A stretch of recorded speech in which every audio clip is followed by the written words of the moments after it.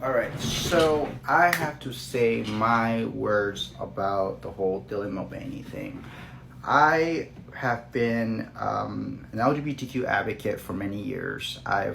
Since I was 14, which was 16 years ago, I'm 30 now. I've been involved in a lot of, I started going to a nonprofit organization for LGBTQ youth, and it was the first time I was surrounded by trans people of my age or older, like 14, 15, 16, 18-year-olds who were transitioning as early on in their lives, and we were given permission through their parents. Now, I feel like this has become such a controversial issue, and I feel like what's made this more complicated is that Dylan Mulvaney has become the spokesperson for the whole community, and I feel like there's an issue with that because I've been watching Dylan Mulvaney's videos, and I hate that she perpetuates a lot of female stereotypes. Like, for example, she has, in her first video of showing that when she was transitioning, she mentioned that she was just very emotional for no reason. On day 3, she called herself a bimbo. And then there was videos of her just playing around with tampons, which I found it very odd. But I feel like that perpetuates a lot of women stereotypes, especially when men say, you're on your period to women. And I also found it weird that one time she went hiking in heels and was like afraid of bugs, which I honestly, so I have relatives who are female, who are cis women, who are been having issues with her, kind of like just, because she's been getting a lot of media attention. And honestly, I never followed Dylan Mulvaney ever. I only started hearing about her when people were outraged about the Bud Light sponsorship. I was like, what's happening? Like, I was so confused. Like, I was like, okay, what's a TikTok influencer, I guess, getting attention. I thought maybe it was just like, kind of dumb, whatever. People are just really outraged over anything. But my issue is that she went in front of Joe Biden, the president of the United States, to speak in behalf of the whole trans community. So I've met so many trans activists throughout my life. I know many trans activists. I know many people who have done so much for the movement, for the community here in Massachusetts, or just, all around. And it bothers me that her, out of all people, really spoke in, especially in this time when it's very crucial, right? I feel like this administration really made a bad call, a really bad call on putting her as the spokesperson. I feel like Dylan Mulvaney rubs off to me as a little bit narcissistic.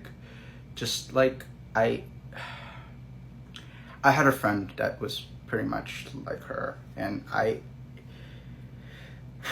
we don't talk anymore. I've done so much work with this, and it really does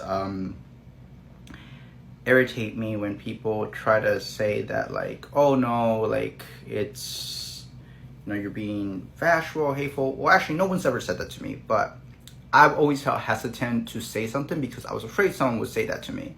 But I'm not afraid to say it no more because I feel like at this point it has gone too far.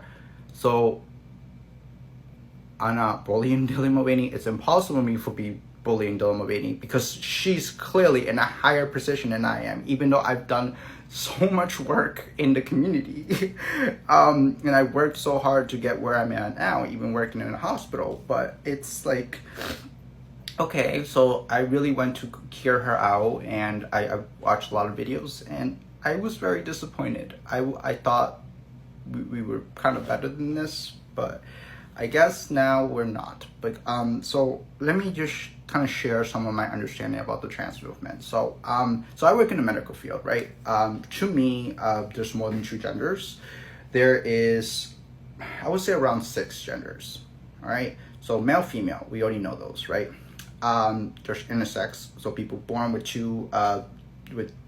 both genitalia, and then there is people with who are trans men, trans women, and then there's non-binary. I've even met a 6-year-old who is non-binary, and that is almost unheard of. So to me, there's 6 genders because I work in the medical field. We have profiles and stuff like that, and for gender, it has that, and it's very important because so you see, trans men are people who are assigned female birth who later on transition to being a male.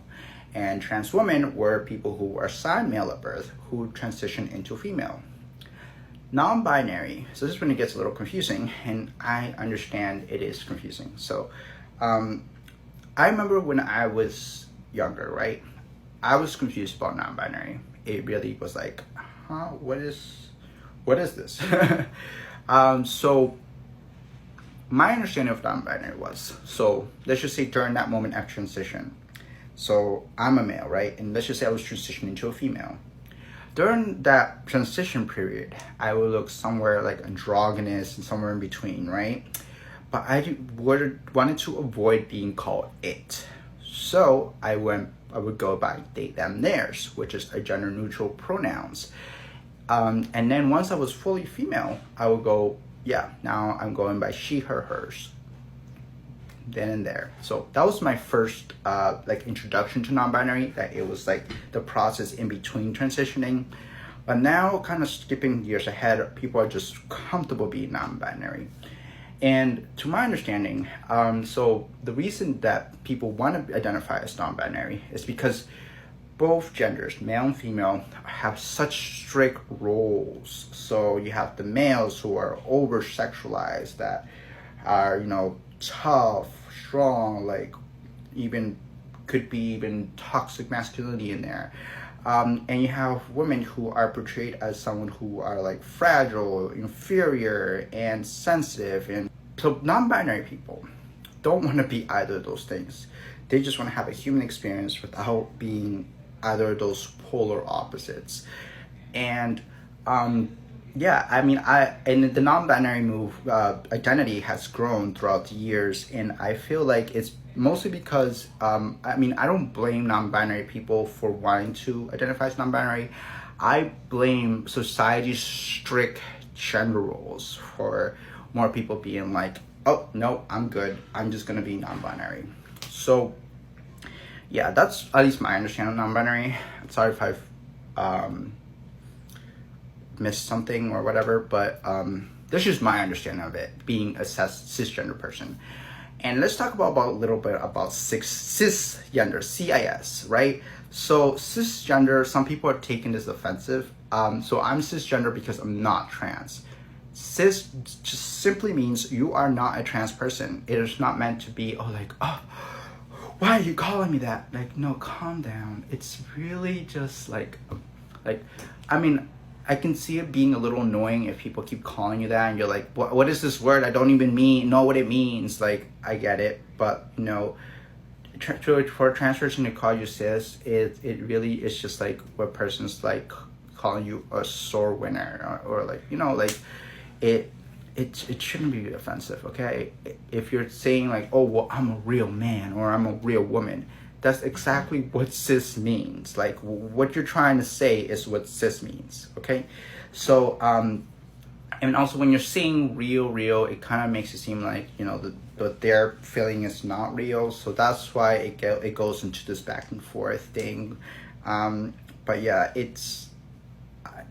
when you're cis, you're not experiencing gender dysphoria. So that's simply what it means. Gender dysphoria is a real thing, and people experience it even as young as kids. And also, this is nothing new. There's 100 years of medical research on this. So please just try to learn more about gender dysphoria so you can keep yourself educated. But also I just want to say, I don't think Dylan Mulvaney should be the spokesperson because she comes with too much baggage, and right now it's such a crucial, sensitive time, and we can't have more confusion. Like, honestly, please, this administration needs to do better.